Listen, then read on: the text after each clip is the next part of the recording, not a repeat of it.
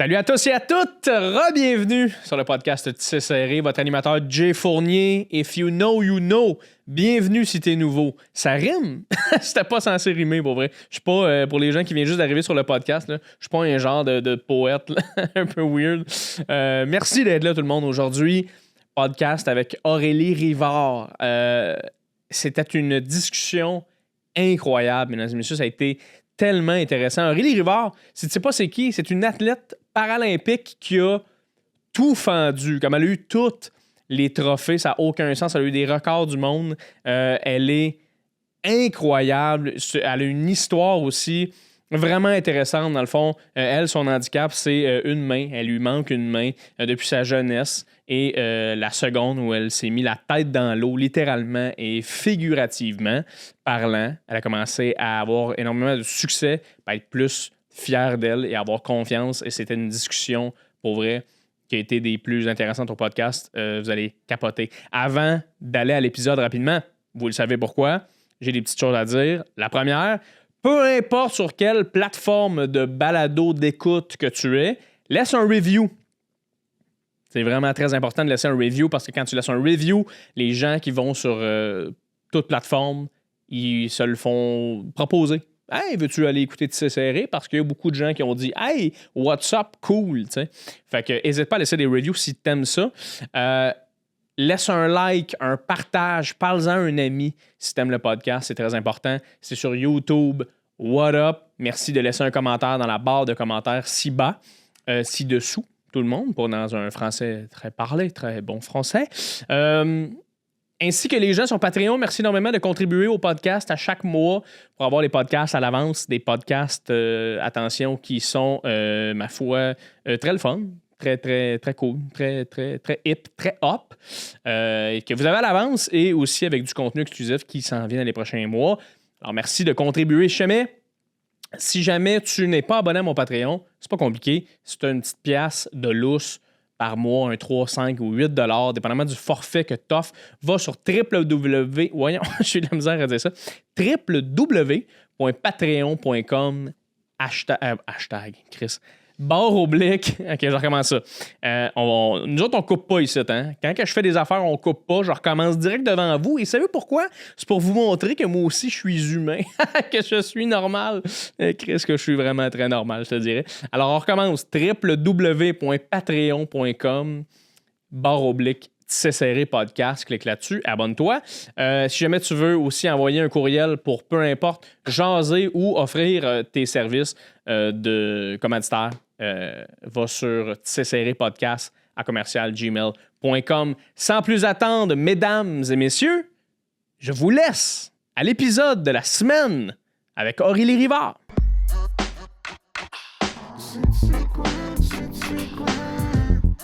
Confident.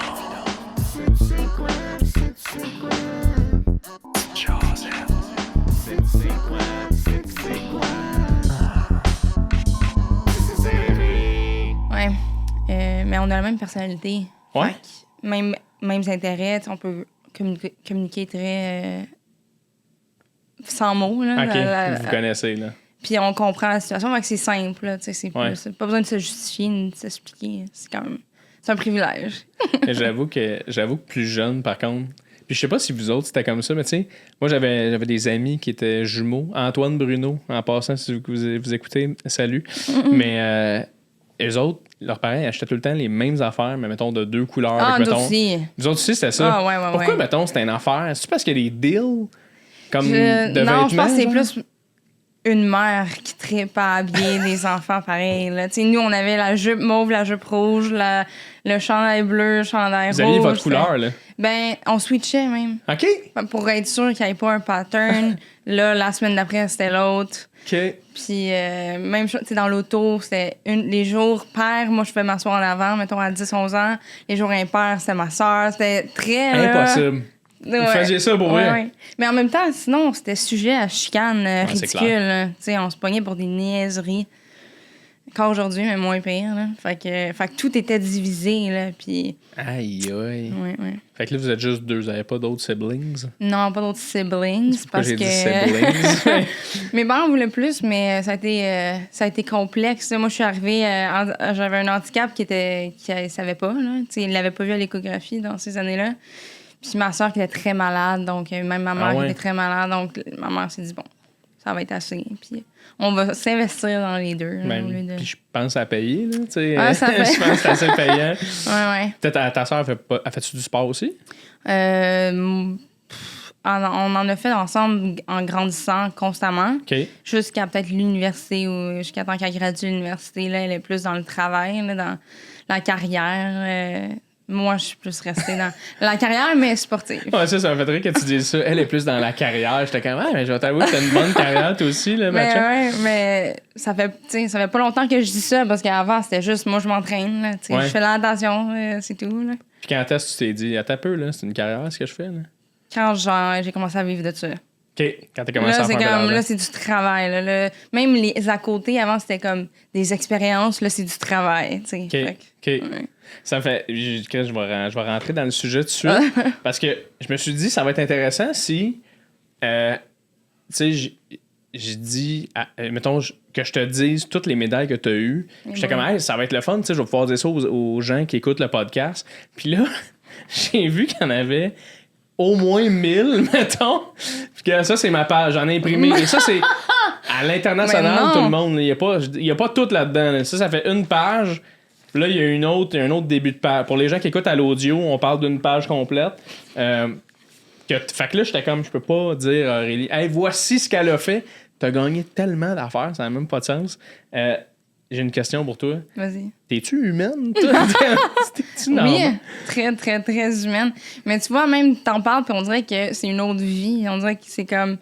C'est tellement externe à moi. J'ai aucun contrôle sur ces médailles-là. Tu sais, je suis contente de les avoir gagnées, puis tout, mais je les ai jamais comptées.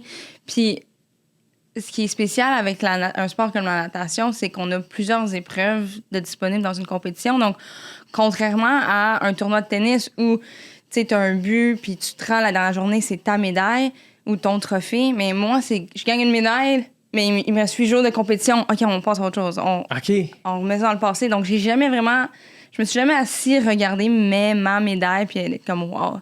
C'est une, là, faut passer à l'autre, puis on recommence le processus, ce qui est psychologiquement très difficile, mais ce qui aussi enlève un petit peu d'importance ou de wow à une médaille. Je comprends. Puis c'est quoi, il y a comme, mettons, 4-5 disciplines, tu peux faire comme... Ben, ça dépend de la personne, là.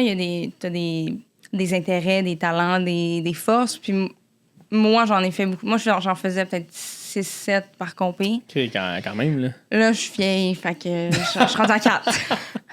Ah ouais, OK. Ouais. Parce que là, ça devient trop compliqué. C'est comme un entonnoir. Tu sais, plus tu vieillis, c'est un peu dans tout, là, plus t'as des critères, plus t'as des forces spécifiques, plus t'as des choses que t'aimes pas, plus tu sais ce que tu veux. Donc, la carrière sportive, c'est un peu ça. Là. Il y a des choses que tu dis, bon, ça vaut pas la peine. Okay. Quand j'avais 18 ans, c'était le plus possible étant le mieux. Là. Je veux prendre l'expérience, je veux avoir l'expérience d'un peu tout, de tout toucher, j'en veux plus, puis c'est ça qui est le fun. Puis là, rendu à 26 ans, en natation, c'est très proche de la fin. Là. Donc là, je suis plus comme, la qualité. Okay. Je vais prendre cette course-là que j'aime et je vais essayer vraiment de faire, d'avoir du plaisir, d'être techniquement le plus proche possible de ce que moi, je considère pas la perfection, là, mais donc c'est vraiment... Okay. Ça change avec les années. Mais ça, on va y revenir parce que là, moi, je veux parler de plus comme le début des choses, de comme pourquoi tu as commencé à faire ça. Fait que qu'est-ce qui a fait qu'à un moment donné, t'as fait, à peu, là, la natation, moi, je triple là-dessus, puis je pense que je peux être bonne? Bien, bizarrement, je l'ai fait à l'inverse de la majorité des athlètes olympiques. C'est une fois que j'étais là. OK. C'est pas tant. Je me suis pas réveillée à 8 ans. Moi, j'ai vu quelqu'un à la télé, puis je suis comme, moi, je vais être cette personne-là. Ça s'est pas passé comme ça, au contraire, parce que j'avais tellement... Pas qu'à l'époque, j'avais aucune confiance en moi, mais je voyais pas pourquoi je pourrais sortir du lot. Tu sais, j'avais une fille normale qui gagnait jamais rien au tirage de l'école puis qui était juste comme average. Qui gagnait jamais rien au tirage de l'école? Non, mais tu sais, c'était jamais nous, c'était jamais ma soeur, on n'était jamais appelés, il y avait jamais rien qui se passait qui était extraordinaire. Okay. Fait que jamais, j'étais impressionnée par les Olympiques, je connaissais un petit peu, Mais nous, on faisait beaucoup de tout. On était bonnes dans tout, correctes dans tout. Puis on n'était pas élevés dans un esprit de faut que tu sois ici, puis la compétition. On vivait notre vie, puis c'était bien parfait. Fait que pour moi, c'est un peu inaccessible, puis bravo pour ceux qui sont là, mais c'est tout. Puis c'est vraiment quand j'ai mis le pied dans l'eau pour la première fois, qui était hors des cours de natation, là, les petits cours de natation. Ouais. On les avait fait, mais pas à pas, là, OK, je voulais devenir sauveteur, fait que là, j'étais dans l'eau. Puis là, c'est là qu'il y a quelqu'un qui m'a dit, ben, t'es bonne, tu devrais t'inscrire. Puis j'étais comme, OK, donc je vais m'inscrire dans un club, je m'entraînais. Puis là, quelqu'un qui m'a dit, ah, ben, tu pourrais faire la compétition, OK. Fait que, tu sais, moi, je disais vraiment oui à des gens qui m'offraient des opportunités. Puis j'étais comme, pourquoi pas? On a touché à beaucoup de sports, beaucoup d'activités en étant enfant, là. Puis là, je parle de à peu près entre 10 et 12 ans, là, cette période-là.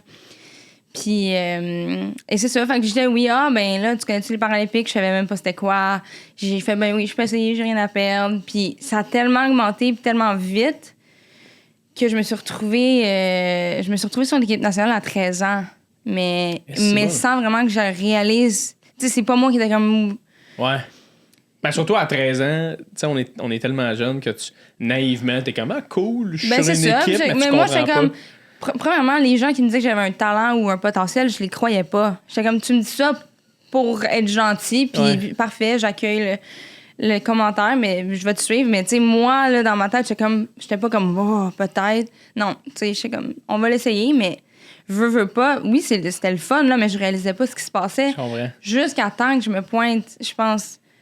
Ben, ma première équipe nationale était magnifique, c'était parfait, c'était le fun. Mais encore une fois, j'étais bien trop jeune. J'avais 14 ans. Puis tu sais, j'étais vraiment juste là pour être là. Puis je pense que le déclic, c'est en 2012. Là, à Londres, en 2012, je me suis qualifiée pour les Jeux, ce qui était irréaliste pour moi. Parce que je me trouvais trop jeune. J'étais sûre qu'il y avait un âge limite, là, un âge minimal.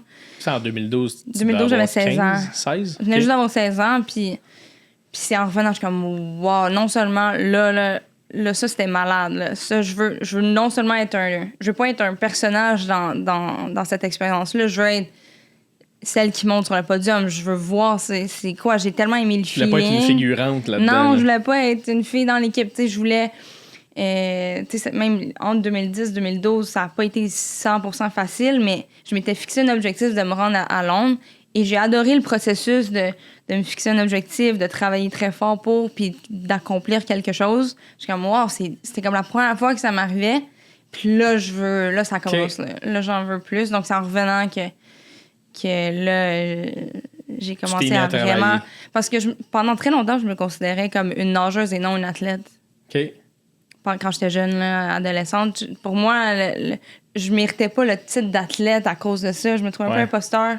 Mais c'est ça. Fait que ça a pris peut-être quelques années, mais je me suis retrouvée là malgré moi. Puis j'ai découvert, en fait, des côtés de moi qui dormaient, là, une certaine personnalité qui était enfouie. Une bête qui était sous... Je veux pas dire que ça m'a changé la natation. Je pense que c'était moi, mais qui était juste jamais stimulé. J'ai jamais eu ce côté-là. Fait que t'as eu le spark à ce moment-là. Puis ça a été quoi pour toi, cet élément déclencheur-là? Ça a-tu été d'avoir gagné ce concours-là? Ça a-tu été d'avoir rencontré d'autres athlètes puis de voir, hey, attends un peu, il y a moyen de le faire? Mais j'étais fascinée par les athlètes plus vieux, plus grands. J'en ai souvent parlé, mettons, de Benoît Huot qui était sur l'équipe. Pour moi, j'étais fascinée par son caractère, sa vie, sa carrière en général. Puis tout dans mon esprit de petite fille, tout le monde était bâti, grand, fort. Les Américains qui marchaient, puis comme dans Vaumark Party. Tu sais, j'avais vraiment ce feeling-là. T'avais mis ça des hormones poulains dans ta tête. J'ai regardé le film plus tard après, puis j'étais comme, oh mon Dieu. Mais comparer le vrai monde de la compétition versus ce film-là, ça n'a rien à voir. Mais quand j'avais 8 ans, j'étais comme, oh. Moi, je suis convaincu encore qu'à Vaumark Party, c'est mieux que les Olympiques. En tout cas, continue. Mais, c'est ça. Non, mais la finale dans le film, là, des gars, c'est plus lent que les filles paralympiques. Ah oui? Ouais. Fait que c'est là que j'ai réalisé que c'était peut-être plus... Bref. En tout cas. Mais c'est ça. Donc, le monde m'avait vraiment fasciné. C'est quelque chose que je m'étais pas imaginé du tout. Puis en plus, c'est ça. J'avais travaillé fort pour me rendre. Puis j'ai réalisé que j'avais une chance de médaille pour une course en particulier, une course qui me faisait extrêmement peur dans le passé, que je me trouvais pas assez bonne pour être capable de terminer puis d'être bonne là-dedans. Puis finalement, c'est dans cette course-là que j'ai eu une médaille d'argent à 16 ans, 400 mètres. C'est ma spécialité aujourd'hui, mais dans le temps, c'était comme une bête. C'est 8 longueurs de piscine olympique. OK. Ou 16 de demi en 25 mètres, là. Puis je trouvais ça trop gros, trop... On dirait que je savais pas comment l'approcher. Ouais, c'est un marathon dans l'eau, quasiment. Ben, oui, parce que c'est la course la plus longue qui est disponible pour nous, là. Mais on dirait que je me faisais pas assez confiance. Puis finalement, je l'ai travaillé. Puis ça a bien été, honnêtement. Je me suis fait confiance le temps d'une journée. Puis ça a payé. Puis j'étais comme... C'est ça le cercle que je veux recommencer. Je veux me fixer un autre objectif. Je veux travailler pour... Quand tu sais que tu as travaillé pour quelque chose, il y a quelque chose de très...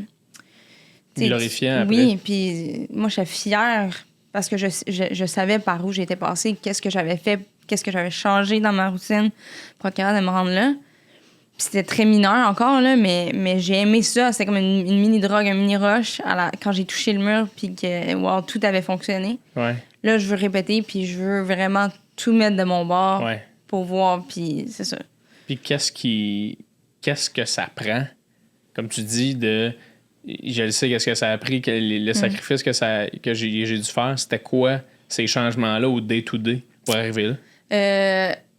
Ben, tu sais, moi, en 2 ans auparavant, en 2010, j'ai changé d'école. Tu sais, moi, j'étais une fille de zone de confort.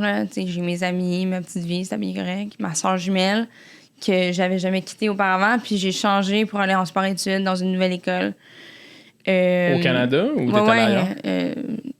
Je passais d'une école secondaire à une autre qui offrait le programme sport-études dans ma ville. Là. Puis pour mettre la natation en priorité. Mais dans ce temps-là, je faisais beaucoup d'anxiété. Là, puis surtout, je l'ai jamais autant réalisé que quand j'ai changé d'école puis que j'étais complètement ailleurs. J'avais pas mes amis, pas ma soeur. Je réalisais à quel point je comptais sur ma soeur quand j'étais plus jeune. Là. Puis j'étais différente, puis je voulais... Puis les autres dans la classe étaient pas gentils avec moi.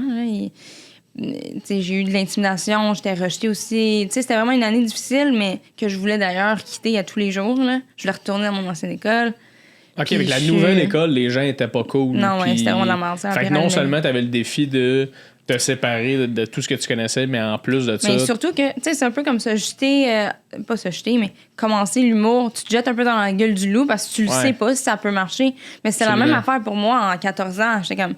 J'ai jamais eu ce rêve-là, puis je sais même pas si je suis bonne pour vrai. Fait que dans ma tête, c'est pourquoi ça vaut la peine de me faire chier à chaque jour. Littéralement, j'étais pas bien avec moi-même. Je faisais des crises de panique, puis je comprenais pas ce que j'avais fait aux autres. Je comprenais pas pourquoi je me sentais mal, puis... Tu sais, il y avait beaucoup de ça, puis finalement, tu sais, j'ai persévéré. Ça a duré peut-être 8-9 mois, là, tout ça, avant de essayer vraiment d'être comme ça, là, avec la natation, puis de me dire, bon, pourquoi je suis ici? Pour nager, pour voir où est-ce que je peux me rendre, pour voir qu'est-ce qui peut se passer. Fait que c'est là que j'ai mis ma tête dans l'eau, dans regarder la ligne noire dans le fond de la piscine, puis à complètement barrer les distractions, puis... tu sais, je suis passée de m'entraîner 3-4 fois semaine à 8, me lever à 5h30 le matin, nager jusqu'à 7h30, aller à l'école à 8h, revenir à l'entraînement à 13h, après ça aller au gym à 4h, après ça faire les devoirs, tu sais, c'est vraiment...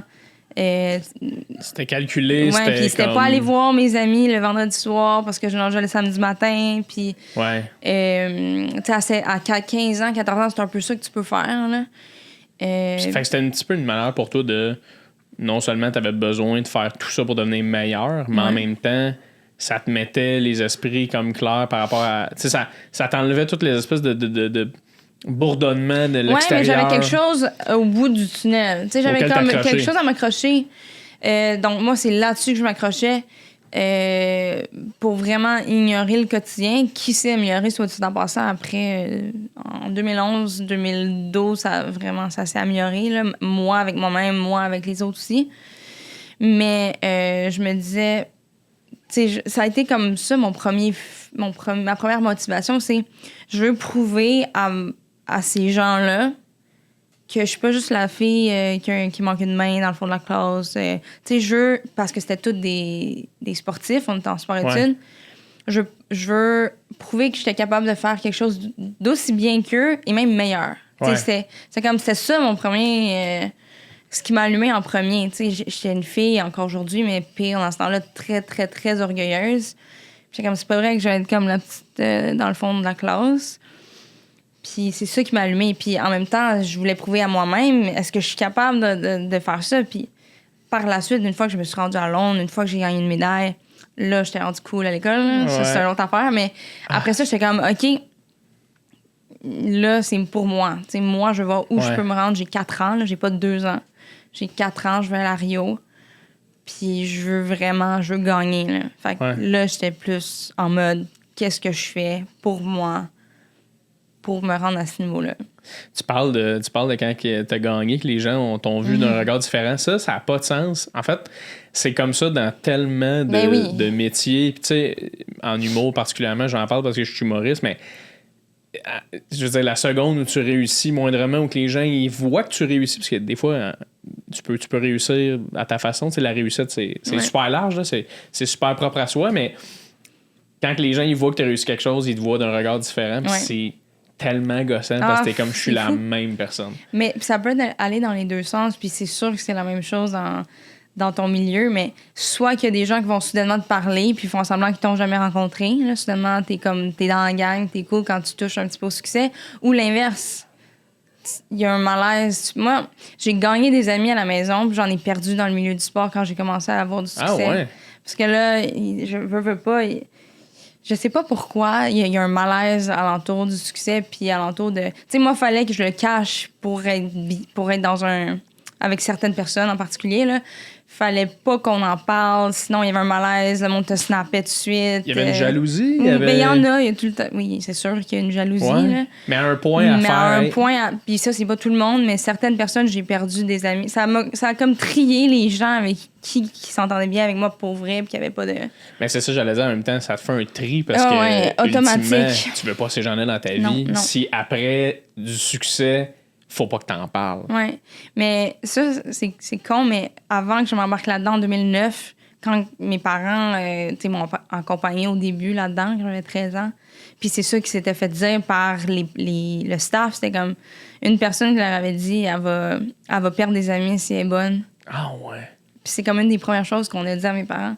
Puis j'y croyais pas jusqu'à temps que ça arrive. Fait que c'est connu, là. Ouais, mais c'est connu. Dès que quelqu'un soudainement a beaucoup de succès, ça fait soit ressortir le meilleur ou le pire aux gens les gens qui te côtoient. Si ça les confronte à leur propre insécurité, souvent, c'est... Ouais. Tu penses-tu que c'est comme ça juste au Québec? Parce que, tu sais, je sais que la réussite, en général, ça peut être difficile, mais j'ai l'impression qu'au Québec, on aime quelqu'un de humble. Puis oui, c'est comme ça. C'est parce qu'au Québec, au Canada, en général, au Québec aussi, parce que j'ai plus de références au Québec, on aime les gens dans le milieu. Mm-hmm. On va te pousser pour que tu montes. Oui, vas-y. Puis là, si t'es rendu trop loin, ben là, tu nous renies. On n'est plus assez bien. Bon, toi, t'es trop loin. T'sais, on va surtout ça avec les chanteurs internationaux. Ouais. Je me rappelle là, je pense que c'était... je me rappelle pas ton nom, genre Bobby Basini, je pense, son nom. Oui, Bobby Basini. Puis t'es comme, wow, toi, t'es fier jusqu'à temps qu'il chante en anglais. Là. Ouais, c'est ça. Là, on t'aime plus. Mais... On se rappelle dans le temps que c'était Basinet, nous autres. Ouais, Basinet, c'est ça, ouais. Puis je me suis fait bâcher pour avoir un accent anglophone. Ben, pas un accent anglophone, pour ne pas avoir d'accent francophone quand je parle en anglais. Hein? Puis là, je te renie d'où tu viens. C'est pas vrai. Je suis comme, mais non, c'est juste que j'utilise la langue à tous les jours de ma vie, c'est tout. Puis là, après ça, on va aller bâcher sur Georges Saint-Pierre parce que lui, quand il parle en anglais, mais il moi, est tu vois, j'ai vu beaucoup de gens, c'est beaucoup de gens qui le voient encore plus big à cause. Moi, je l'aime, Georges Saint-Pierre, des journalistes même.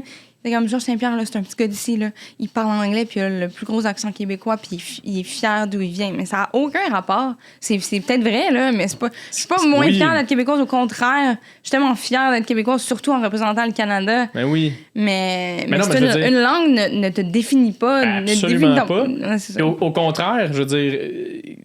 T'es capable de parler une autre langue, genre, c'est la preuve que genre t'as une forme d'ouverture, mais je veux dire, tu vas jamais non plus parler en français. Mais non, au contraire. Si tu parles plus en français, là, c'est à se questionner à savoir, OK, attends, là, elle renie ses racines, mais ultimement, de bien parler en anglais, c'est d'être bien éduqué puis d'avoir été bon en anglais. C'est un atout. un atout de parler C'est un anglais. atout. On se le faisait depuis qu'on était au primaire. Exactement. Mais surtout, moi, c'est la langue que j'utilise à tous les jours à cause de l'équipe nationale canadienne parle anglais. Donc, c'est drôle en plus parce que, mettons, tu parlais espagnol fluidement, ouais. on serait même impressionné. On serait genre, Ben oui, hey, c'est shit, vrai. tu parles espagnol? Ça dénote peut-être quelque chose dans la société. Il y a quelque chose qu'on peut creuser là, encore plus loin, Aurélie, honnêtement. Ouais. Mais toi, y avait-tu des gens que, tu sais, des athlètes, tu parlais de Benoît Huot Ouais. tantôt, mais y avait-tu des athlètes féminines que tu regardais, que tu faisais genre, hey, je me verrais être cette personne-là, ou il y avait. Jamais. Non? Parce que j'avais pas cette. J'étais pas capable de me prendre au sérieux puis de me dire j'ai la capacité d'être aussi big. Tu sais, le sport qu'on suivait le plus dans le temps, outre le hockey, c'était le tennis. Puis on allait souvent à la Coupe Rogers avec mon père, mais puis tu sais, c'était fascinant pour moi, mais jamais j'avais je me trouvais prétentieuse de m'auto-dire wow, peut-être que toi, tu pourrais être aussi hot que ça. Pourquoi moi, je serais aussi hot que ça? J'ai vraiment un discours. Je dis ça, je parle au passé, je suis encore comme ça, mais moins pire aujourd'hui. J'avais vraiment un discours pas nécessairement dénigrant, mais très, très, très down the herd, réaliste, genre OK. pourquoi ça serait moi? Tu sais, comme je me donnais pas... tu sais, je pouvais C'était rêver, cartésien. là, mais j'étais très réaliste. J'étais comme, est-ce que j'ai une aptitude? Non. Fait que ça, c'est quoi le rapport, tu sais? Mais... Ce qui est une bonne j'étais- chose aussi, des ben, fois. c'est là. ça. Moi, c'était peut-être à un point que c'en est un défaut, Ouais. là. Mais même encore aujourd'hui, j'ai beaucoup trop de self-awareness. Je suis pas capable de... Je suis Laisser ben trop à aller. terre, là. Ben trop à Je terre. comprends. Fait que j'étais pas, wow, Serena Williams, ça se pourrait que moi je sois aussi hot que ça. Non. OK. Je suis une fille de Saint-Jean avec une main. Tu sais, j'étais trop, Ouais. genre. Même si c'est possible, là, tu sais, je veux dire, tout commence par un désir ou un rêve ou quelque chose, mais moi, j'étais pas ce genre d'enfant-là. Puis quand est-ce que justement, à l'enfance ou quand est-ce que dans ta vie, t'as réalisé, c'était-tu très tôt ou plus tard que t'as réalisé, hey, j'ai une différence, puis je veux dire, ça me freine dans certaines choses, puis ça m'aide pas dans d'autres choses. Quand est-ce que t'as réalisé ça? Tard, quand même, là, peut-être vers 10 ans, là. Parce que ça m'a jamais dérangé d'un point de vue physique, là. Je veux dire, j'ai jamais... j'avais peut-être besoin d'adaptation pour 2-3 affaires, mais pour moi, c'était normal, tu sais. J'avais pas de misère à attacher mes souliers, j'avais pas de misère à faire de l'éducation physique, j'avais pas besoin d'aide à faire n'importe quoi, sauf, d'ailleurs, c'est encore un problème pour me gratter le bras droit. J'ai toujours rien trouvé pour être capable de me gratter. OK. Mais sinon, tu sais, au pire, je demandais à ma soeur, puis ça finissait là. Je le voyais vraiment comme une caractéristique physique, genre les cheveux bruns, la main de même. Puis vu que j'étais puis personne, on avait beaucoup d'amis parce que j'étais pas vue comme la fille handicapée, j'étais les jumelles de l'école, on était très sportives, on avait très tomboy, on avait beaucoup d'amis gars, on jouait au soccer, au kickball. Tu sais, ça changeait rien, puis tout le monde s'en foutait, à la limite, tout le monde adorait ma main. Il trouvait cute, puis j'étais comme, OK. La vie continuait. C'est vraiment quand on s'est approché de l'adolescence que... Tu sais, c'est une période ingrate aussi pour pas mal de monde, là, l'adolescence. Puis... T'es comme personne, là. Tu cherches énormément. Puis moi, je commençais à réaliser que j'étais bien toute seule dans la vie à avoir cette main-là. OK. Personne d'autre. Le monde commençait à me regarder avec un petit peu plus de méfiance. Puis là, on dirait que ça faisait... Plus, c'est une réflexion que j'ai à voix haute, mais jamais j'ai réalisé ça quand ça arrivait. Mais je me dis, peut-être que ça faisait comme un effet de snowballing dans ma tête, comme les gens me regardent comme ça, c'est à cause de ma main, il faut que je la cache. Tu sais, là, je commençais à me cacher la main. Ah, est-ce que c'est juste ça, moi? C'est ma main. Les gens m'approchent pour ma main. Les gens ne m'approchent pas à cause de ma main. Tout était dans ma tête à cause de ma main. Puis, tu sais, je sais pas, ça a comme fait très lentement, là. Puis là, ça crée ça, de l'anxiété, beaucoup de problèmes de confiance et d'estime là, à la jeune adolescence. Donc, c'est pour ça que la natation est arrivée dans une période très, très, très difficile parce que, j'étais confrontée à ma plus grande peur, ce qui était de sortir de ma zone de confort et essayer quelque chose de nouveau. Moi, je voulais mourir en dessous du tapis, là. Mais en même temps, ça m'a libérée pour le reste de ma vie, tu sais. Ouais, c'est ça. Fait que ça a été une année extrême, une année, 2-3 ans très, très, très, très, très confrontante et difficile et anxiogène, mais ça m'a complètement libérée de tous les troubles que j'avais de moi avec moi. Ouais. Puis avec ma relation aux autres aussi, là, tu sais, j'ai compris plein de choses, puis... Fait que ouais. Mais c'est juste triste, je trouve, dans le sens où c'est tellement rien, tu sais, dans le sens... Mais je sais, c'est mais moi, c'est ça. absolument rien. Juste le fait... Mais ça, encore une fois, j'ai beaucoup de réflexions avec moi-même. Le fait qu'on appelle ça un handicap, je trouve ça un peu poussé, juste parce que le terme handicap dans la société en ce moment, c'est pour définir quelque chose qui t'handicape, quelque chose qui fait en sorte que tu as besoin d'assistance, tu as besoin d'une adaptation. Parce que moi, là, je veux dire, ça change rien pendant que je suis en train de parler. Je suis pas une personne handicapée. Pendant que je marche dans la rue non plus, je conduis aussi. T'sais. Quand est-ce que je suis une personne handicapée? Quand il faut que je me gratte, là, j'ai besoin de chercher des façons. Pour te gratter. C'est tellement relatif. Une personne en chaise roulante ne sera pas handicapée pendant qu'elle écoute à l'école. Ça va être plus handicapant quand il faut qu'elle monte des marches, là, oui. Tu comprends? Fait, même ma mère de Saint-Pied, elle a un handicap quand il faut qu'elle aille chercher quelque chose en haut. Ça, c'est handicapant. Donc, le terme est tellement relatif parce que je trouve que c'est plus une situation par rapport à toi, tes aptitudes, qu'une personnalité. Tu sais, je suis pas... Je déteste... La seule affaire que je déteste là-dedans, c'est quand quelqu'un dit un handicapé. On n'est pas... Il n'y a pas juste ça, Chris. Un handicapé. Ouais, quand on appelle l'handicapé ou un handicapé, une personne handicapée ou une personne avec un handicap. Qui vit avec un handicap ou une personne. Parce que c'est juste me dire que c'est juste ça, là. C'est juste moi, ma personnalité, c'est ma main. Alors que c'est faux. Fait que souvent, ça fait que ça a été longtemps confrontant / frustrant de se faire appeler même. Ben oui, mais parce que je suis comme fuck. Parce que je me sens... En même temps, c'est assez minime. T'sais, moi, j'ai le réflexe de regarder les mains dans la rue à cause de ma main. Okay. C'est la première chose que je regarde. Mais quelqu'un qui n'a jamais eu ça dans son entourage, s'en fout complètement, puis il le remarque presque jamais ou vraiment plus tard. Fait que, tu sais, ça change absolument rien à mes relations, à mes amis, à mon travail, à ma vie quotidienne, etc. Mais quand j'étais plus jeune, moi, c'est une énorme insécurité. Donc, c'est sûr que... C'est clair. C'est sûr que ça... Mon discours intérieur était extrêmement négatif, là. Ben, surtout quand tu réalises jeune aussi que t'es pratiquement seul ou que t'as pas rencontré de gens qui ont d'autres sortes d'handicap, justement... en vieillissant, à un moment donné, tu fais comme même, au contraire, c'est une force. Là, ça fait que, tu sais, je suis c'est comme ça que je l'ai utilisé. Puis même, j'ai réalisé plus tard, vers 17-18 ans, que mes amis, parce qu'au début, j'étais comme, mes amis m'aimeraient plus si j'avais 2 mains. Tu sais, des trucs de même. Là. Puis j'ai eu une prothèse. Puis quand j'ai eu ma prothèse, c'était le plus beau jour de ma vie dans ma tête. Et tous mes amis proches étaient comme, Puis ça, là, pour vrai... Ça m'a tellement frappée parce que je m'attendais tellement pas à ça. Dans ma tête, c'était simple. Le problème, c'est ma main. Puis là, j'étais comme, fuck, le problème n'est pas ma main. Le problème est dans moi. Oh, wow! Mais ça m'a ouvert, encore une fois, une porte que j'avais jamais ouverte. Puis j'étais comme, OK, qu'est-ce que je peux faire? Tu sais, ça m'a vraiment... Puis comment tu t'en es venu à dire, hey, je veux une prothèse, puis ça a duré combien de temps? En fait, c'était une raison très ridicule. Ça m'a toujours fasciné là, d'avoir une main, mais on m'a toujours dit que je pouvais pas parce que ma main était trop développée. Fait que ça m'handicaperait encore plus de juste me mettre une main de barbier. Comme la technologie n'était pas assez avancée dans les années 90 pour ça, pour que ma main ait une prothèse. OK. Mais là, je faisais partie des Amputés de guerre, là, qui est comme une organisation d'enfants amputés. Puis j'étais allée dans une conférence, puis j'ai vu une fille avec ma main qui en avait une, puis là, je capotais. Je suis comme, je veux l'essayer, moi aussi, j'en veux une. Puis j'avais des problèmes d'épaule, tu sais, j'étais comme de même. Fait que j'étais comme, peut-être ça va me rebalancer, okay. Ça va m'encourager à utiliser plus ma main. Fait que je suis embarquée dans le processus, puis j'étais comme, ça va... En même temps, une partie de moi, je voulais aussi marcher dans la rue normalement, puis que le monde arrête de regarder, puis c'est ça, fait que... Mais... Le fun ou le thrill a duré 6 mois, 1 an. OK. J'étais quand même vieille, là, j'avais 17-18.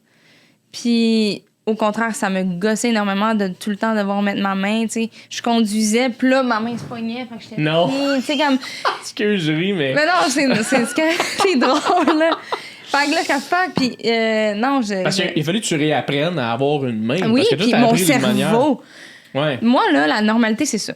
Je peux pas envisager c'est quoi un corps avec une main gauche, mon cerveau comprend pas. Donc, de me regarder dans le miroir avec une main qui était extrêmement réaliste, était calquée sur ma main droite, mon cerveau catchait rien. Fait que dans mes yeux, je la voyais grosse comme une main d'ogre. Puis je faisais le saut à chaque fois. C'est vraiment spécial. Là. Le saut à chaque fois. Oui, si je la voyais, mais je suis pas habituée de voir une extension. Tabarnak. Mais oui! Fait que je la mettais pour aller à l'école plus en plus comme je la mettais pour aller en cours quand j'avais pas besoin de ma main. Aller à l'école, aller dans des événements corpo, aller sortir avec mes amis, tu sais. Puis après ça, tu sais, je l'ai encore, mais elle meurt dans mon garde-robe, là, tu sais. Okay. Fait que j'ai réalisé que ça servait à rien. Puis je pense que ce qui a été le clou là, dans le cercueil de ma main, c'est à un gala que j'étais par rapport au comité paralympique canadien à Ottawa. Il y a quelqu'un qui m'a sérieusement demandé si j'étais gênée de ma main, puis c'est parce que c'est ça le message que j'envoyais aux autres personnes avec un handicap. J'étais comme... Si boire. Oh shit, mais j'étais comme, mais c'est pas parce que, mettons, moi, je suis gênée de ma main que les autres, il faut qu'ils soient gênés de handicap. Puis là, j'ai commencé à réaliser là aussi que ça... Quand t'as une insécurité ou quand t'es différente, quand tu te sens différent, ça compte tellement le regard les autres qui sont pareils comme toi, comment eux, ils vivent ça. Ça importe tellement. C'est pas ça que je vais envoyer comme message aux enfants ou aux adultes qui sont pas bien avec leurs mains ou qui ont une différence puis que c'est pas que faudrait qu'elle cache, au contraire. Parce que mais non. Moi, dans ma tête, je mets ma main puis je m'envoie un gars là. Je l'avais pas vu aussi loin. Mais ça t'a pas un peu dérangé / questionné de faire « Oh, mais attends un peu, là. Si moi, je prends la décision de faire ça pour moi, ça regarde pas tout le monde dans mon bac. » Mais moi, c'est exactement ça que je pense.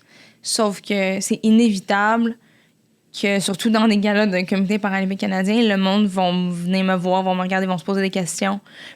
Puis je sais, après ça, j'y ai repensé. Puis moi, quand j'étais jeune, à 10, 11, 9 ans, je cherchais désespérément un modèle. Quelqu'un qui avait le même parcours que moi, la même main que moi, qui avait réussi, qui avait fait quelque chose, qui était fier. Juste quelqu'un, là, qui marchait dans la rue avec confiance puis des amis qui avaient ma main. J'étais comme, oh, ça me rassurait. Elle me connaît pas, c'est même pas que j'existe, mais moi, ça me rassurait par rapport à ma propre existence, par rapport à mes propres sentiments. J'étais comme, c'est pas ça que... Puis je sais que ça aurait fait une différence, puis ça faisait une différence aussi. Juste dès que je voyais quelqu'un qui était moindrement différent, auquel je pouvais m'identifier sur des détails. Fait que j'étais comme, OK, si je veux que ça change, si je veux que le monde se sente mieux avec leurs différences, mais je vais faire partie de... Même si moi, je m'en fous, même si pour moi, ça veut rien dire, peut-être que pour quelqu'un, ça veut dire quelque chose. Fait que j'ai arrêté de la mettre... Cette main qui est dans ton garde-robe. C'est incroyable, pour vrai. C'est vraiment beau. J'aimerais ça qu'on rentre plus dans la portion natation. Oui. Parce que moi, ce qui m'intéresse, c'est que j'ai l'impression qu'on connaît pas beaucoup, mais personnellement, je connais pas beaucoup les Paralympiques. Puis là, tu disais tantôt que là, un moment donné, tu as compris que tu pouvais faire les Paralympiques. Comment que ça s'est passé, tout ça, l'espèce de compréhension que tu pouvais faire ça? Puis comment que ça fonctionne, ce cheminement-là? Premièrement, comme tout enfant, je pense, pour moi, une personne handicapée, c'est une personne en chaise roulante dans le temps. Là. Je comprenais pas pourquoi je fitais là-dedans. Puis là, on m'a dit non, on m'a expliqué un petit peu l'état des Paralympiques, c'est quoi un handicap, qui est éligible, qu'est-ce qui se passerait, ce que je vais t'expliquer après. Puis j'ai dit, OK. Puis vraiment, ça m'a ouvert l'esprit en 3 secondes quand j'ai vu ma première compétition paralympique où j'allais me faire évaluer et classifier. J'ai vu des personnes, là, puis j'étais comme... J'arrêtais pas de regarder par fascination, parce que dans ma tête, quelqu'un manque un bras, manque une jambe, chaise roulante. Mais non, là, tu sais, l'éventail est beaucoup plus large. Fait que là, j'étais comme, OK. Puis moi, je compétitionne seulement contre des personnes qui ont pas nécessairement le même handicap que moi, mais au moins le même... tu sais, comment dire... le même pourcentage de déficience de force qui manque, tu sais. Fait que, OK. ça va être moi, je suis dans la catégorie... Il y a 14 catégories. Je vais expliquer ça tout de suite. Wow, là. Vas-y. Ça diffère de tous les sports, mais il y a 14 catégories en natation. 1 à 10 pour les handicaps physiques, 11, 12, 13 pour la vue. Puis 14, c'est intellectuel. Puis ça n'a rien à voir avec les Olympiques spéciaux parce que eux, c'est des athlètes qui s'entraînent extrêmement fort. C'est une compétition, là, la même chose que nous, contrairement aux Olympiques spéciaux qui est la participation. Bref. Donc, moi, je suis la catégorie 10, qui est la dernière catégorie avant les Jeux olympiques, là, avant les gens sans handicap physique. Là. Donc, la catégorie la plus légère. Et plus tu descends dans les chiffres, plus l'handicap est important. Donc, dans la mienne, il va y avoir des mains qui manquent, des handicaps. La jambe, il faut qu'elle soit plus basse. Il faut que l'amputation soit plus basse que le genou. Il peut y avoir des pieds beaux, des paralysies cérébrales très légères. Donc, je te dirais que physiquement, ça paraît plus chez les filles.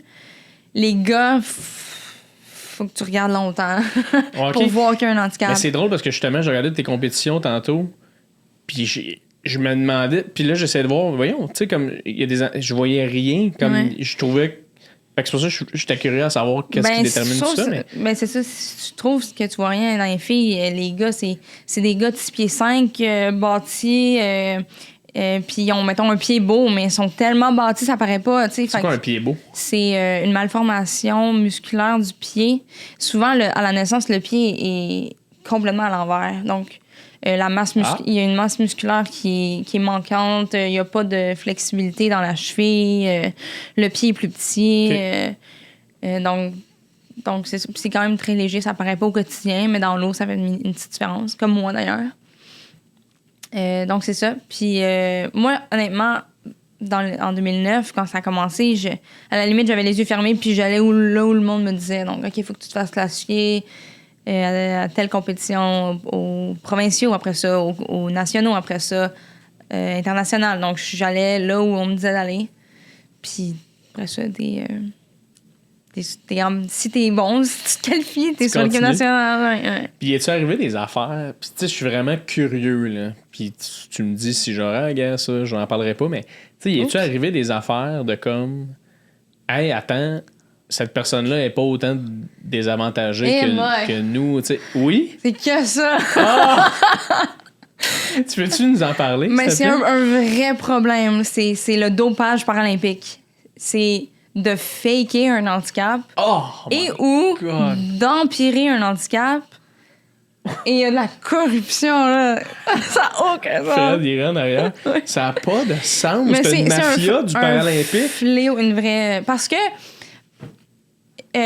c'est pas tous les pays qui ont la même mentalité, la même vision du sport. C'est pas tout le temps... Ça amène pas toujours le plus beau. Ça fait pas toujours ressortir le plus beau dans les individus. Et je n'aimerais pas de pays, mais on en a en tête, là. Et donc, dans ces pays-là... la Russie, par hasard?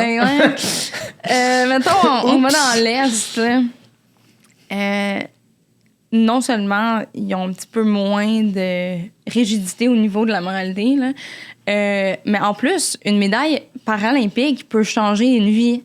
Donc, le bonus à la fin, tu sais, si je prends le Bélarus, je pense que c'est 170 000 € la médaille. C'est parce que ça change les vies là-bas, surtout que les personnes handicapées ne sont pas nécessairement applaudies là, dans ces pays-là. Donc, ça peut changer des vies. Donc, l'incitation est peut-être un petit peu plus grande. Mais ça se passe pas juste dans ce coin-là du monde. Il y en a un petit peu partout. Puis c'est ça. Enfin, il y a beaucoup de personnes... Mais comment que ça fonctionne, dans le sens, est-ce que ces gens-là, ils se font juste sortir, ils se font bannir? C'est ça l'affaire, c'est que quand tu te fais pogner au dopage aux Olympiques, c'est une obligation de sortie dans les médias. Ta réputation est ruinée, tu peux plus jamais refaire du sport, le monde te regarde avec dégoût. Tu te fais vraiment ramasser sur la place publique. Premièrement, les Paralympiques, personne, je veux pas dire que tout le monde s'en fout, mais tu sais, je veux dire... Il n'y a pas la même attention. Pas autant médiatisé. Ben oui, puis si on ressort, telle personne était dans la mauvaise catégorie, mais tout ce qui se passe, c'est que la personne est remise dans la bonne. Fait que mettons que moi, j'ai un vrai handicap, mais je fais semblant de ne pas être capable de tourner mon épaule, donc on me met dans une catégorie plus basse. La journée où on réalise que je suis capable, ben ils me remettent dans ma catégorie. Puis la vie continue. Mes records, si je brise le record du monde dans une catégorie plus basse, mon record tombe pas, tiens. Non. Oui, il se passe rien. On est comme, bon, mais continue ta belle vie. Mais non, ça je dis, aucun bon sens. Y a-tu un comité qui... Il y a un comité. D'ailleurs, j'ai des questions pour eux. Mais. C'est-tu quelque chose auquel t'aimerais comme t'attarder un peu plus? J'aimerais, mais j'ai l'impression que ça me ferait développer un cancer. Fait que, Ah ouais? parce que c'est un mouvement qui m'est très cher. Là. Il y a beaucoup de mauvais, mais il y a beaucoup de beaux aussi, juste par rapport aux athlètes, qu'est-ce qu'ils veulent.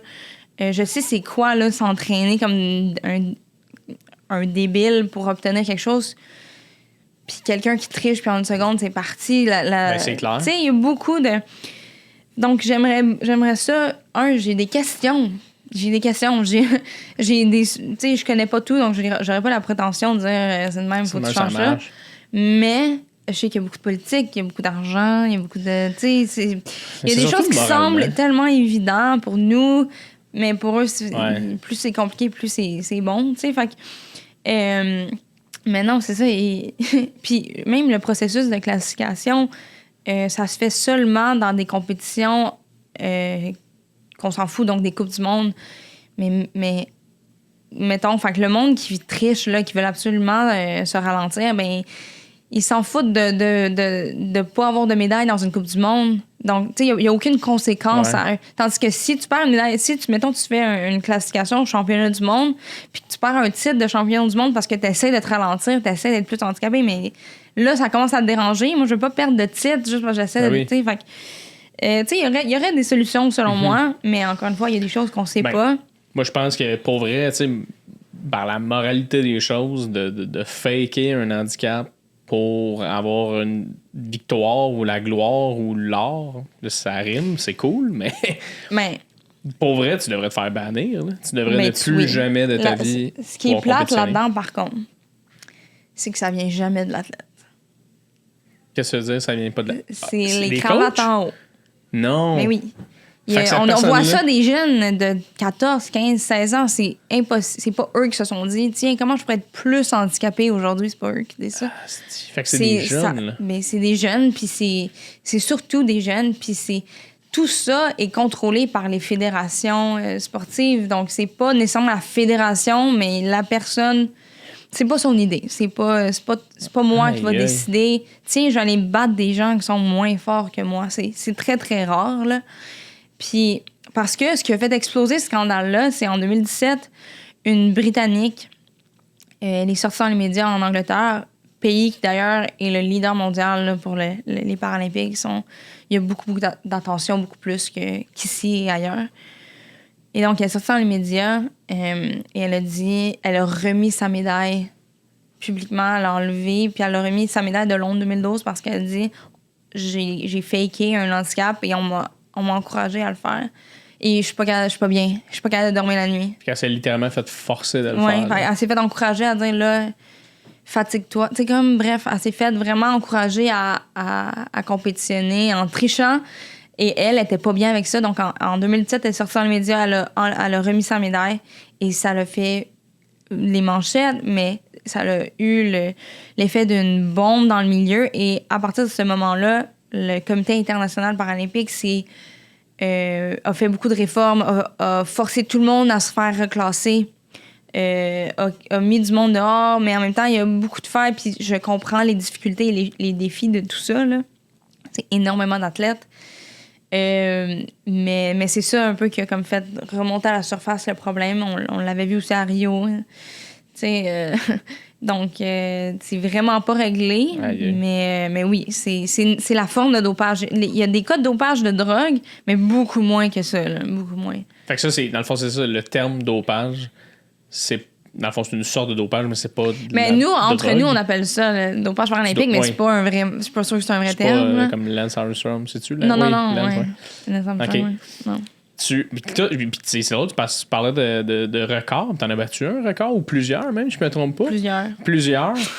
Ton plus récent, c'est à Tokyo en 2021, je me trompe pas? Oui, Tokyo, j'ai brisé 2 records du monde à Tokyo. Comment tu te sens quand tu bats un record du monde? Ben, ça dépend parce que à Tokyo, j'ai battu mes propres records du monde. Mais la première fois que j'ai battu des records du monde qui appartenaient à d'autres athlètes, ça, c'est magique comme moment. Mais aujourd'hui, je prends beaucoup plus de fierté à battre mes propres records du monde. Parce que moi, je sais que j'ai fait pour faire ce temps initial-là. Je sais exactement dans quel état d'esprit, quelle forme physique et Et je sais que j'étais à mes meilleurs quand j'ai fait ces temps-là. Donc, quand je les bats, ça me fait vraiment plaisir. Je sais que je me suis pas entraînée pour rien. Tandis que j'ai pas beaucoup de contrôle sur les performances des autres filles. Il aurait pu être malade cette journée-là, puis juste être... Ou, tu sais... Ah, ben ouais, t'es quand même assez humble comme athlète, parce que, il me semble, tu sais, de battre un record de quelqu'un qui est au sommet, tu dois être fier de faire « Hey, là, ben c'est oui, moi qui est au top. Ça, mais c'est parce que, honnêtement, à partir de 2010-2011, j'ai vraiment arrêté de donner de la valeur ou autant de valeur aux autres. Tu sais, moi, je suis en compétition avec moi-même. Ouais. Puis je suis dans un métier où je suis en compétition contre les autres, mais je me concentre tout le temps sur moi en premier. Qu'est-ce que moi, je peux contrôler dans cette course-là? Et ça enlève à peu près 75% du stress, là, ou de la pression, parce que j'ai aucun contrôle sur les autres filles. Donc, c'est pas à ça que je pense avant de plonger dans l'eau, même en m'entraînant. C'est moi, qu'est-ce que je peux faire pour être à mon meilleur. Et généralement, quand ça arrive, mais la médaille suit, le temps suit, etc. T'sais. C'est tellement une belle mentalité. Là. Au lieu d'aller à l'inverse, qui est tellement... Premièrement, c'est difficile pour toi-même de mettre toute ta valeur dans les bras de quelqu'un d'autre, là, dans les mains de plein de gens. Et comme ça aussi, ça me force à être fière de moi pour quelque chose. Donc, si je finis deuxième dans une course, mais que j'ai fait un bon temps, mais je sais que j'ai travaillé pour là, que le temps est bon. Donc, ça me force au moins à pas mettre mes énergies dans le même panier puis à être fière de moi pour, tu sais, au moins... une affaire. Là. C'est tellement une belle mentalité, même dans la vie de tous les jours, je pense que c'est important de faire hey, tu sais, mise sur toi en premier, arrête de regarder ailleurs. Et c'est pas ma bataille, mais je comprends pas les gens qui ont des objectifs qu'ils peuvent pas contrôler. Ouais. Genre être riche, mettons, ou basé sur les autres. C'est stressant. T'as aucun contrôle sur ce que les autres peuvent faire. Et je suis d'avis que tout part de toi, premièrement. Là. Donc, si toi, t'es bien avec toi-même, t'es content, t'es déterminé, t'es heureux, après ça, ouvre-toi aux autres. Après ça, ça va être beaucoup plus facile. Là. Quand tout est réglé en toi, après ça, tu peux amener... bref. Mais ça appréhende aussi la défaite, dans le sens où, peu importe quelle sorte de défaite, que ce soit une course en natation ou dans la vie de tous les jours, je pense que si toi... T'as fait ton travail, t'es fier de toi, t'es bien avec ce que t'as accompli. Ultimement, cette défaite-là, tu vas la prendre, tu vas passer à d'autres choses. T'sais. Là, je revenais à ce que je connais, je veux pas parler pour les autres, mais non, mais t'es là pour parler de toi. Si... mais je trouve que quand ton objectif, c'est de gagner ou de battre une personne, ça fait ressortir le plus laid en toi. Ah, ouais, ça, parce que c'est quoi les raisons? À la fin, t'es comme... Ou au contraire, si ça marche pas, t'es content parce que l'autre a perdu ou tu sais je trouve que c'est pas la mauvaise compétition du mauvais sport. Exact. Donc moi je suis en compétition avec moi-même en premier. Je suis très compétitive dans mon sport aussi là, tu sais j'ai pas vraiment le choix. Mais dans la vie en général, quelqu'un me dit je vais arriver là-bas avant toi, je suis comme OK, arrive avant moi là-bas. Par contre, tu sais à l'école, dans mes propres projets, dans mes propres défis là mais je sais pas ce que je disais. C'était quoi la question initiale avec ça? On parlait juste de toi qui... je me souviens plus, mais moi... Ah oui, les records du monde. Oui, c'est ça, le record du monde, mais c'est ça. Le premier record du monde que j'ai battu en 2015, c'était c'était la meilleure nageuse de l'époque qui l'avait. Donc ça, je me suis vraiment bien sentie parce que en 2011-12, on m'avait dit que personne allait être capable de la battre, elle. T'sais, donc j'avais... Ah ouais? Ça m'est resté en tête, là. Oh là là. Puis là, quand c'est arrivé, mon Dieu, tu sais, ça faisait déjà 4-5 ans que je travaillais pas, puis ça marchait pas, puis ça marchait pas, puis ça marchait pas, puis ça marchait pas. Puis c'est ça aussi, c'est pas juste moi, mais les athlètes en général, en natation, parce que je les connais mieux, mais quand ils réussissent quelque chose, là, c'est parce qu'ils ont échoué 120 millions de fois avant, là, qu'ils ont essayé, puis qu'ils l'ont essayé, puis ça a pas marché, tu sais. Fait que ça, c'est extrêmement... Puis je connaissais bien la personne aussi, la fille, là, qui avait le record. Ça, c'est extrêmement... Mon Dieu, c'était qui cette fille-là? Son nom, c'est Sophie Pascoe. C'est une nageuse néo-zélandaise. OK. Puis c'est elle qui avait pratiquement toutes les médailles. Les records C'était une fille... en tout cas, c'était une des athlètes que je respectais le plus dans le temps. Elle était tellement focus. Elle était là pour faire sa job. Puis elle était tellement forte physiquement, mentalement. Elle performait quand c'était le temps. Puis ça, j'admirais ça beaucoup. Puis c'est elle qui avait le record. Puis moi, quand je l'ai battu, j'ai comme moi. T'sais, personne l'avait battu, puis là, c'était moi, j'en revenais pas. J'étais vraiment fière là, de cette course-là. en particulier. Puis ça s'est passé au Paname à Toronto. Donc, c'était les Canadiens qui étaient dans voyons, j'allais dans l'aréna. La piscine, c'était magique, là. C'était vraiment magique. Ça devait être incroyable. Ouais. Mais c'est ça. En vieillissant, je suis un petit peu plus centrée sur moi dans la natation. Plus centrée sur... Donc, de battre mes propres records, moi, je trouve que aujourd'hui, ça a le plus de valeur que si ça appartenait à quelqu'un d'autre. Ben, justement, allons-y de où est-ce qu'on est parti du début de... en vieillissant. Ouais. Aurélie Rivard en vieillissant, ou comme diraient les commentateurs, Aurélie Rivard. Aurélie, ah mon Dieu, les versions de mon nom. Comme ça, c'est Oriel, Ariel. Ah, j'en ai tellement entendu. Aurélie, ouais. Orly, comme l'aéroport à Paris, là. Ouais, O-R-L-Y. Ouais. OK. En tout cas, Aurélie Rivard. Là, c'est ça, t'as 26 ans, t'as accumulé énormément d'expérience là-dedans. Comme tu disais tantôt, c'est un espèce d'entonnoir où là, tu commences à faire plus des trucs que t'aimes en vieillissant, puis en approchant plus la fin vingtaine. Ça s'en vient quoi, plus tes buts? Où est-ce que tu veux te diriger? C'est-tu difficile de vieillir comme étant un athlète? Tu peux pas faire ça à 30 ans? Ça devient-tu dur? On pourrait en parler très longtemps.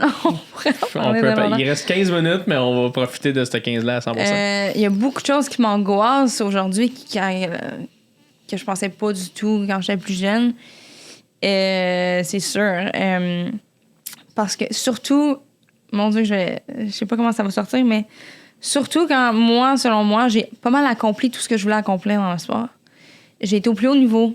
Tu sais, il n'y a rien en haut du record du monde de la médaille d'or aux Jeux paralympiques. C'est le plus haut niveau dans mon milieu.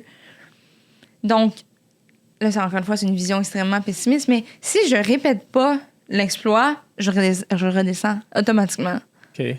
J'ai comme je peux plus monter. Ouais. Je suis là, puis c'est un autre type de pression, c'est un autre type de stress que de devoir repousser des gens plutôt que de chase quelque chose. Ouais.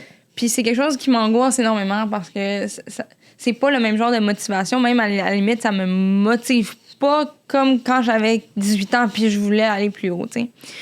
Fait que là, je suis obligée de trouver d'autres façons de m'améliorer ou pour être sûre de rester là parce que oui, je veux continuer à gagner, tu sais. C'est pas vrai que je veux... C'est sûr que je suis déçue si je vais dans un championnat puis que je perds une course, c'est sûr à 100%. Une fois que t'as connu ça, c'est très difficile de revenir, là. Mais donc, c'est ça. Je déteste le terme se renouveler, là, mais c'est vraiment aller dans les détails, là, que quand j'avais 18 ans, je m'en foutais tellement, mais surtout la santé mentale, tu sais. Parce que ça devient de plus en plus difficile sur la tête que de devoir gérer, que de se dire je suis la meilleure, mais ça pourrait finir n'importe quand, tu sais, j'ai quelque chose à perdre. Tu sais, donc, puis ça devient tellement petit, tellement restreint, les ressources que tu peux faire pour t'améliorer. Tu sais, ton corps vieillit aussi, t'as besoin de plus de repos, ça change. Puis tu peux pas plus t'entraîner, là, je peux pas plus m'entraîner. À la limite, il faut que je m'entraîne moins, plus en qualité. Il faut que j'aille vraiment dans les détails. Il faut que je sois extrêmement à l'écoute de mon corps. Tu sais, il y a des choses que je peux plus faire, il y a des choses qu'il faut que je fasse plus. Puis c'est de plus en plus difficile. Puis veux pas, ça amène une pression de, tu sais, moi maintenant, je suis la fille à battre. Donc là, je me soucie un petit peu plus de ça, tu sais, donc... C'est comme dans je vais faire une parenthèse, là, une petite parallèle, là, mais c'est comme dans la UFC ou la boxe où tu atteins la ceinture, mais là, qu'est-ce qui est le plus difficile, c'est de la défendre. C'est extrêmement difficile. Garder cette ceinture-là, puis t'as moins l'esprit, comme tu disais tantôt, de chase, d'aller chercher, d'être l'espèce d'underdog, là, c'est comme... Ouais. Puis moi, j'avais beaucoup de pression inutile, mais... Puis, tu sais, je le disais un petit peu tantôt, je suis une fille extrêmement orgueilleuse. Donc, moi, me faire battre par des filles nées après les années 2000, ça me dérange énormément. Énormément. Plus que n'importe quoi, tu sais. Alors qu'on s'en fout. Il y a personne qui regarde ça, mais moi, je regarde. Tu comprends? Puis je veux pas que ces filles-là se disent « Ah, je savais que je t'aimais après toi. » Tu sais, moi, avant, il y avait beaucoup de filles qui me faisaient l'attitude, tu sais, qui me regardaient, qui allaient me battre, puis je riais parce que je savais que j'allais les battre. Là, je suis comme, mon Dieu, mais peut-être qu'ils vont me battre. Tu sais, comme, on dirait que ça vient avec comme une... Ces gens-là connaissent pas Adibou, puis ils vont me battre. What the fuck? Mais il y Ils ont pas connu le verglas, non. mais tu sais, c'est ça, c'est de l'orient mal placé, hein, à 100%, je suis au courant, mais c'est des détails qui me dérangent. Puis ça, là, il faut que je réapprenne à contrôler mes émotions, contrôler le stress. C'est un stress extrêmement différent, comme je le disais. Puis en plus de tout ça, mais j'ai l'après-carrière à penser. J'ai jamais vécu une vie où je savais pas ce qui se passait dans ma journée. Ouais. J'ai toujours eu un peu... Tout a été facile dans ma tête, tu sais, parce que c'est un milieu que je connais.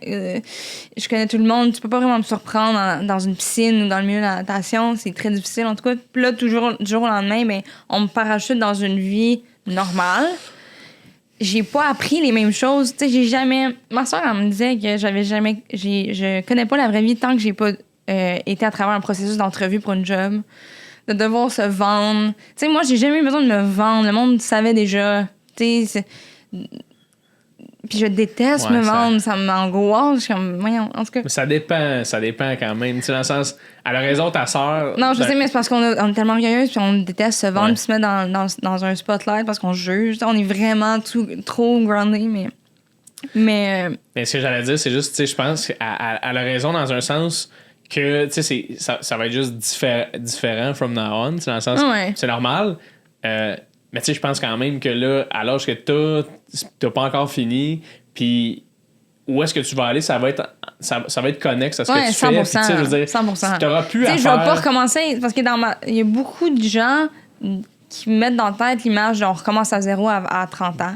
Ben non. Ce qui est plus ou moins vrai, c'est juste que moi, j'ai évolué dans une vie parallèle. Exact. Il y a plein de choses que pour moi est normal que tout le monde me regarde... Ils savent même pas de quoi je parle. Mais... Puis même ce que moi, les problèmes sur lesquels je chiale, ça n'a rien à voir avec la vraie vie. Puis, tu sais, puis j'ai la chance d'avoir des amis athlètes qui sont plus vieux que moi, qui ont passé à travers ça. Et donc, je mets beaucoup de valeur sur l'expérience des autres. Je trouve que c'est là-dedans que tu peux le plus apprendre. Puis même, toi, en tant que personne, tu comprendras jamais une situation avant que tu l'aies vécue. En tout cas, pas aussi bien. Puis t'apprends toi-même encore plus de tes expériences. Fait que mes amis qui me partagent leur expérience de retraite, ils m'ont dit qu'est-ce qui marchait pas, qu'est-ce qui a bien marché, qu'est-ce qu'ils auraient dû faire, Donc, je suis capable de me faire une tête à travers toutes ces opinions-là.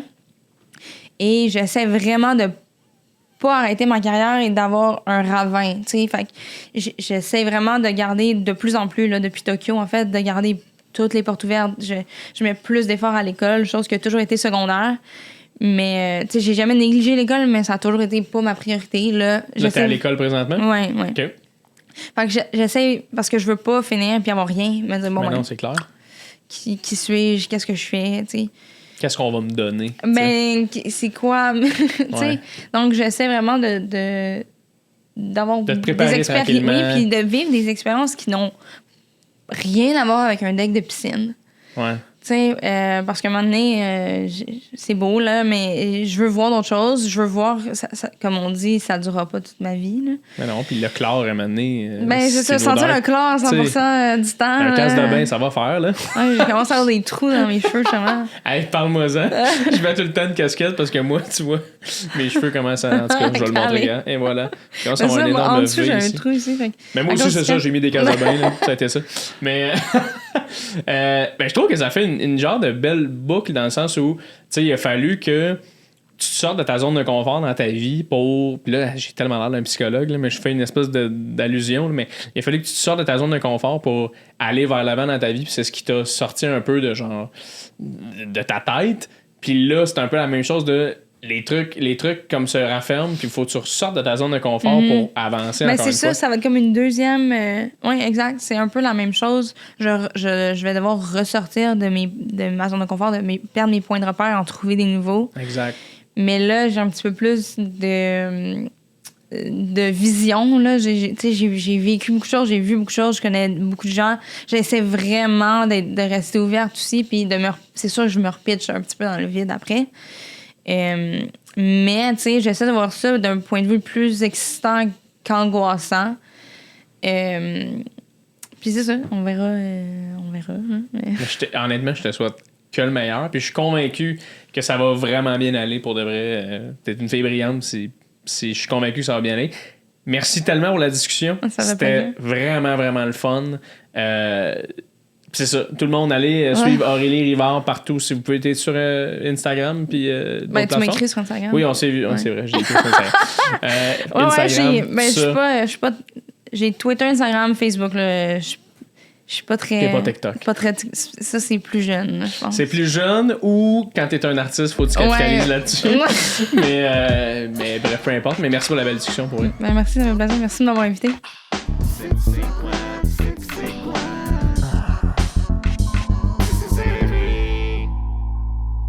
C'est ce qui met fin à l'épisode, mesdames et messieurs. J'espère que tu as apprécié ton moment. J'espère que ça a été le fun. Ça a été toute une discussion, je vais t'avouer. On est encore à terre, Fred et moi. Fred étant régisseur en arrière, le sonorisateur en chef. On le salue, on le remercie. Écoute, toute l'histoire des Paralympiques, là, la mafia des Paralympiques, écoute, ça nous a jeté à terre. Ça n'a pas de bon sens qu'il y a des gens qui font semblant d'avoir un handicap pour avoir des médailles. Peu importe de quel pays ils viennent, là, c'est ça qu'elle comptait tantôt, c'est qu'il y a des gens qui gagnent des sommes d'argent importantes et qui ont des reconnaissances importantes quand ils font des trucs du genre. Mais moralement, c'est complètement wrong. Ça n'a pas de crise de sens. Puis quand on a terminé l'épisode, elle nous a expliqué après aussi que tu avais un gars à Rio, je me trompe pas, qui a aussi fait ça, mais qui, tu sais, comme ça paraissait dans le sens où dans une épreuve de nage à l'autre, il faisait comme 20 secondes entre, mais comme elle m'explique, les 20 secondes en natation, c'est énorme. Là. On parle habituellement de 0.3 à 0.5 qui suivent les athlètes. 20 secondes, c'est comme ça n'a pas de sens, comment c'est long, 20 secondes. 20 secondes, je vais vous le montrer, c'est quoi 20 secondes, OK? 20 secondes, c'est ça.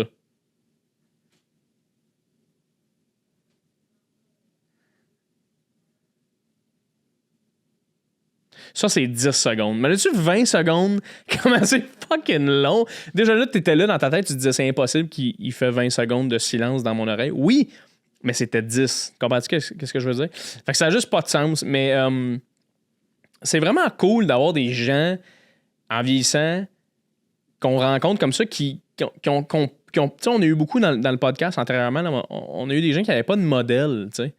T'sais, on a parlé avec Annie Gouglia aussi, qui était professionnelle de skateboard. Elle n'avait pas de modèle de fille qui faisait du skateboard. Il y a des gens comme ça, aussi proches de nous. Là. Moi, j'ai 27 ans. Cette fille-là, elle a 26.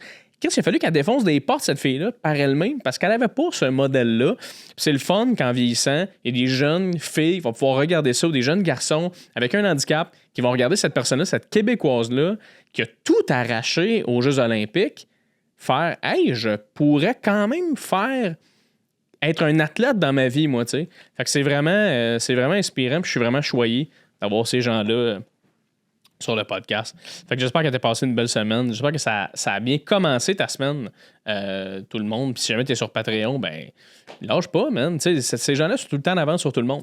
C'est sûr que quand tu donnes un petit peu d'argent au podcast, on vous donne une petite avance. Ça, c'est clair. Fait qu'oublie pas de t'abonner au Patreon si tu veux voir les épisodes d'avance. Tu as tout le temps 2 ou 3 podcasts à l'avance. Des fois, on en a plus. Là, comme j'ai dit, étant donné que c'est l'été, il y a moins d'invités. Les gens sont en malade. Sont en vacances, c'est malade. C'est ça que je veux dire. Je suis comme 3 phrases en avant de ma tête, ça n'a pas de sens. Mais les gens sont en vacances, fac. Il y a beaucoup d'invités qui s'en viennent au podcast, plus vers septembre. Des gens vraiment intéressants, des gens qui ont un background, le fun, des gens de plein de milieux. Parce que comme j'explique, j'ai reçu beaucoup d'artistes, j'ai reçu beaucoup d'humoristes. C'est mon métier, c'est les gens que je connais, les gens les plus faciles à booker, je vous dirais. Mais c'est le fun d'avoir des athlètes, d'avoir des sportifs, d'avoir des gens. Là, pour le prochain podcast, on reçoit India Desjardins. India Desjardins qui a écrit Aurélie Laflamme. C'est une auteure fabuleuse, fantastique. Je la reçois aussi au podcast dans pas long. Fait que la gang, je pense qu'en encourageant le podcast, là, on va aller loin. On va aller chercher. J'aimerais ça éventuellement. On m'a demandé c'était qui la personne que j'aimerais le plus recevoir sur le podcast. Et sans aucun fucking doute, j'ai dit Céline Dion. Ce qui serait impossible. On s'entend, Fred? Ça serait complètement impossible de recevoir Céline, mais quand même en lançant tout ça dans les airs, on ne sait jamais ce qui peut se passer. Hein? On n'est jamais bien loin de Céline Dion quand on y pense. On est au moins à 10 personnes de Céline Dion. Hein? On s'entend, là, je veux dire, ça a l'air qu'on est à 10 personnes d'à peu près tout le monde dans la vie. Là, fait que, mettons, je suis à 10 personnes de Jay-Z. Je suis pas mal sûr que non, mais ça serait le fun. Anyway, fait que merci, encore une fois, pour vrai, je le sais que je le dis souvent, je sais que je parle beaucoup. que ça fait longtemps que vous me donnez de votre temps. Mais si vous êtes encore ici en ce moment en train d'écouter, merci tellement de m'offrir votre écoute. Merci. C'est grâce à vous si j'ai réussi à créer ce podcast-là. Allez me suivre sur toutes les plateformes, Instagram, TikTok. Allez mettre un like, allez vous abonner. C'est bon pour le podcast, c'est bon pour mon ego. Puis je suis très heureux de ça. Alors, sans plus tarder, mesdames et messieurs, sans plus attendre, c'est la fin de l'épisode. Je vous laisse partir, mais on se revoit dans un autre épisode de Tissé Serré, tout le monde. À plus. C'est quoi?